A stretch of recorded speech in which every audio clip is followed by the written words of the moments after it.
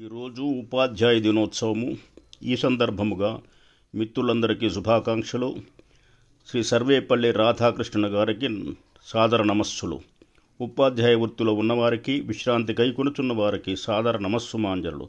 విద్యాదానం ఘనతను గురించి శ్రీ చిలకమర్తి లక్ష్మీనరసింహారావు గారు రాసిన ఒక పద్యమును మిత్రులు శ్రీ సుబ్బారావు విశ్వనాథ గారు ఫేస్బుక్లో పోస్ట్ చేసినారు. ఆ పద్యాన్ని విందాము. అన్నదానము గొప్పదనవచ్చునే గాని అన్నంబు జాములో అరిగిపోవు. వస్త్రదానము కూడా భవ్యదానమే గాని వస్త్రమేడాదిలో పాతదగును. గృహదానమొకటి ఉత్కృష్టదానమే గాని కొంప కొన్నేళ్లలో కూలిపోవు.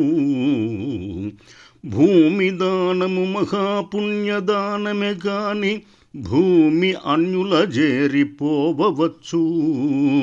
అరిగిపోక ఇంచుకయేని చిరిగిపోక కూలిపోవగ అన్యుల పాలుగాక నిత్యమై వినిర్మలమై నిశ్చలమై ఒప్పుచుండు విద్యాదానమొకటి జగతి.